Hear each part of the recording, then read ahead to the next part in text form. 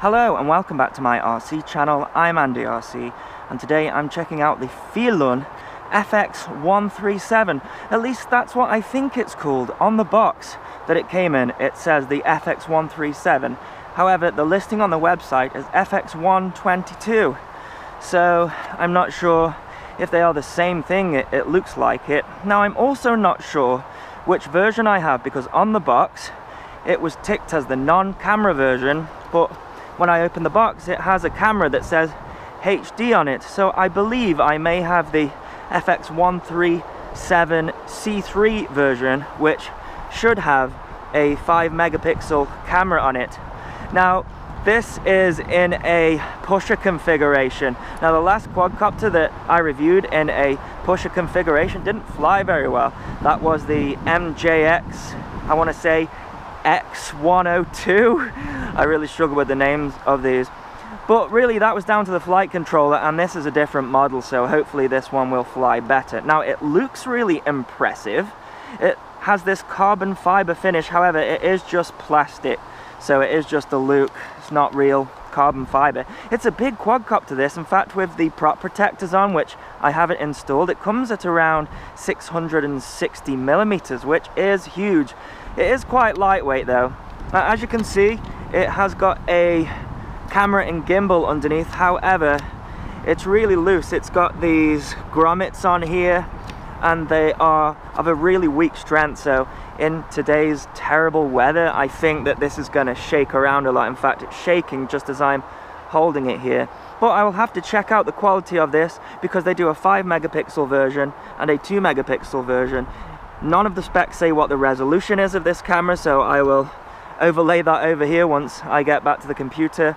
You are given a 4 gigabyte micro SD card there, and you have to spend some time constructing this, just like the other quadcopter that I receive like this, which is a pain. Probably about a 20-minute start time to get it going. So you have to screw in these landing legs here, put these on here, you have to put all of the props on, which is a pain, and a bit of a design flaw here. The battery sits under this gimbal here and screws in, so you have to put the battery in, screw it in, and then put the gimbal on the top.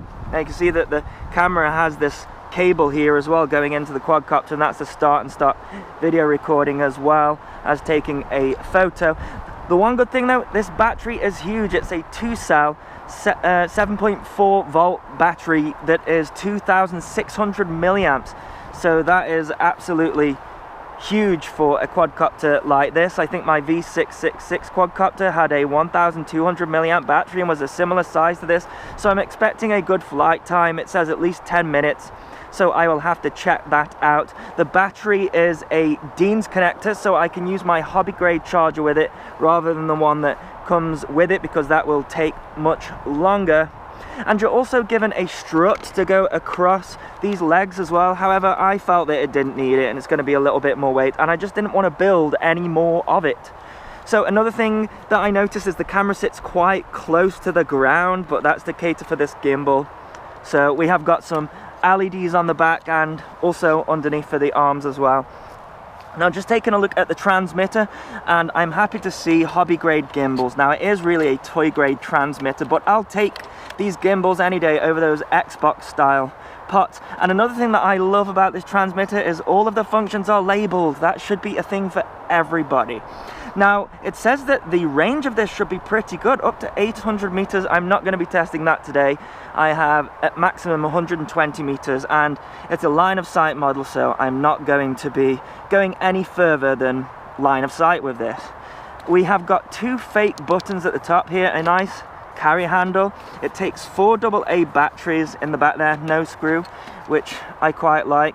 So our only active buttons are these 3 here. That one is a fake. It doesn't do anything. It presses in, but you don't get anything happening when you press it. So we've got fast and slow rates there. We've got headless mode, which I'll ignore, and then your photo and video button. So a short press takes a photo and a long press starts video recording, and it says in the manual that the lights will start flashing in a different manner when it's in video record mode, so I will have to check that out. So without further ado, let's see if I can get this thing flying. Now, I just placed this on the ground there and it tipped forward, but that might just be the long grass there. Now, these propellers are huge, by the way. They are 9-inch propellers, so we should get some decent thrust. I just have to find a place on the ground where I can take it off. Let's go and turn the quadcopter on first, because that seems to be what they are doing these days, rather than turn the transmitter on first. So turn it on there and let's hopefully get a bind. Okay, so it does seem like you have to arm it. See, no throttle there, but then if I bring both of these sticks to the bottom left, we now have some throttle. So let's long press the video button, and now the light's flashing on the back there to say that we've got video. Let's go for the faster rate because it is just so windy today. So we've got 3 rates there. Let's go for a takeoff. Oh, can you see there? It's disarmed, so it looks like I've got to arm it again so it does disarm after a while. It's quite a handy feature. It's so windy today. In fact, those rates, they are just not fast enough. Yeah, it is too windy for this one today. 1, 2, 3, and it's getting blown away. That's a shame. It's a very windy day here today. That's full forward, and it's just coming back. So I'm going to have to be careful how I fly this one today. It does say in the manual, fly it on a sunny day and in very light wind. That's a bit of a shame, because quadcopters such as my V666 can fly in heavy wind, and this one is struggling. That's full forward there. If I'm not careful, it's just going to keep flying backwards. The high rate is just about coping. See what happens when we go downwind. Don't go too far downwind. No, it's struggling. So it does look like one of the LEDs is out on one of the arms. I don't know what it is with my look on these LEDs, if I'm doing something wrong. I can't get it to come back. Come back, please. There we go. Just have to keep forcing it forward. Now let me just check underneath if I can.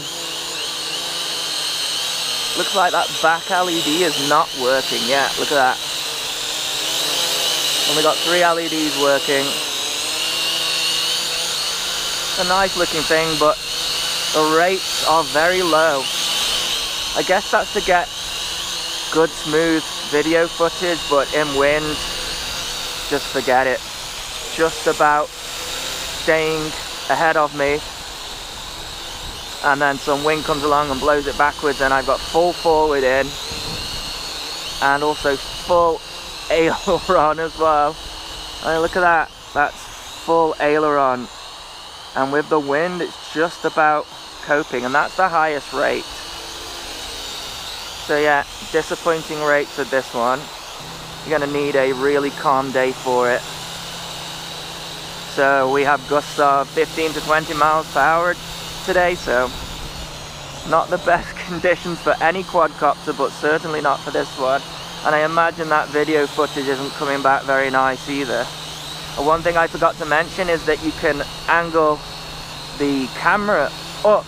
So what I might do is, because I'm in constant forward motion, is bring it in for a landing, so it lands quite nice. I might tilt that camera upwards slightly, and we're going to get the props in shot, and I think the props will be in shot anyways, but hopefully we might get some of the horizon in shot. Oh, look at that, disarmed itself again. That's quite a good feature. Just hope it doesn't start the video recording when it disarms. Let's see if the lights are still flashing. It looks to be okay. So let's stop the video recording a second. Oh, it's struggling so much. Oh dear. Oh, the wind is just too much for this one. I can't even reach across to stop the recording because it just falls out of the sky with the wind. I think I did it. Whoa dear, that's full throttle as well, that is, so looks like it's really struggling in this wind. Whoa dear. Yeah, not fun in the wind, this one. Let's start that video recording again.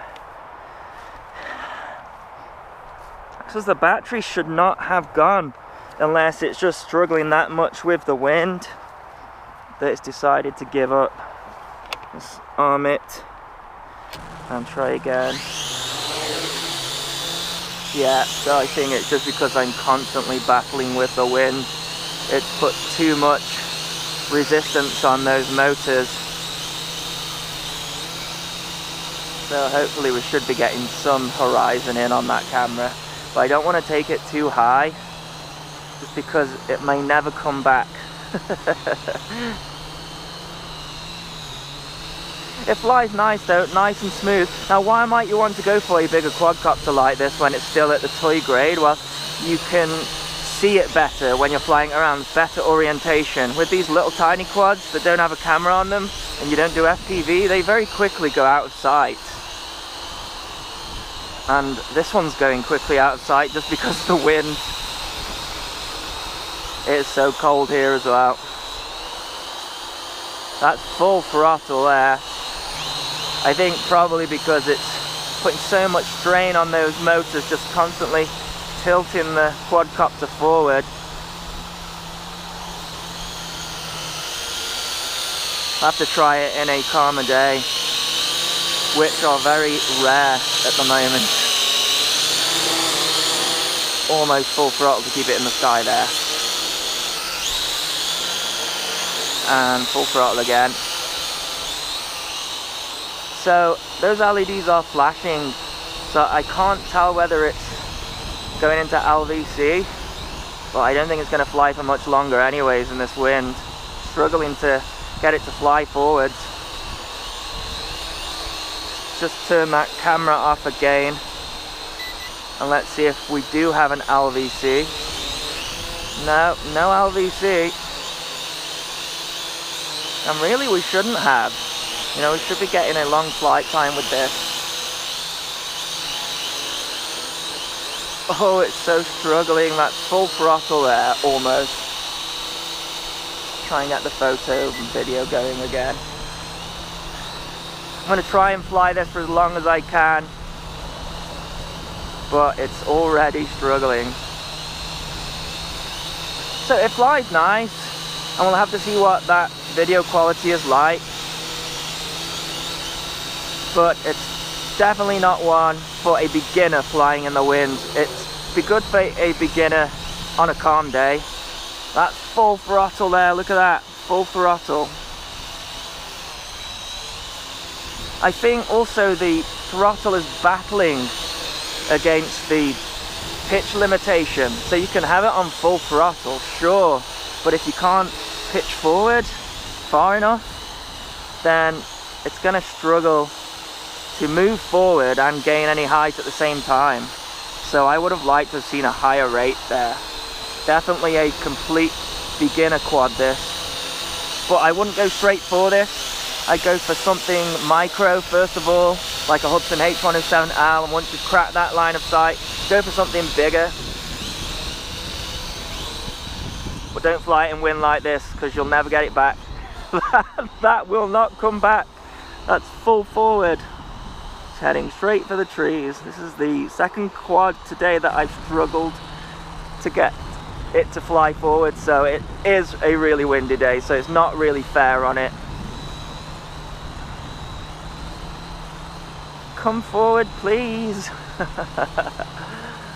Full throttle again. I think that battery is a little bit too big for it, you know, in that it's heavy and it's putting a lot of strain on these motors, but you'll get a good flight time. Just on a calm day, a very calm day.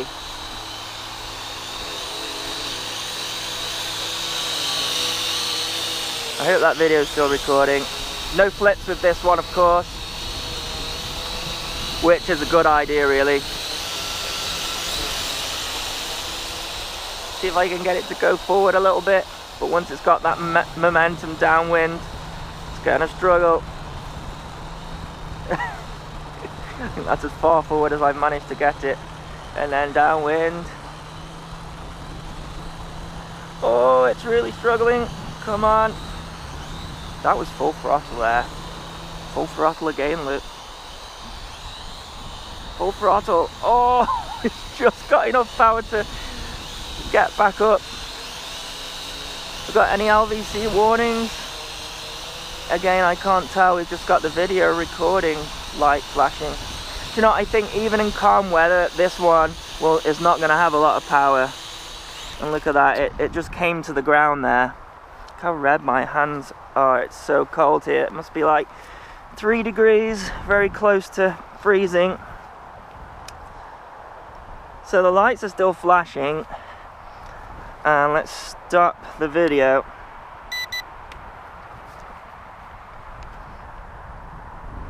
So I think that might be LVC now, because I stopped the video and the lights are still flashing. So yeah, that's a bit of a problem. It seems that the LVC is very similar or the same to the flashing lights to show you that it's recording. So yeah, I have to say I'm not too impressed with this one.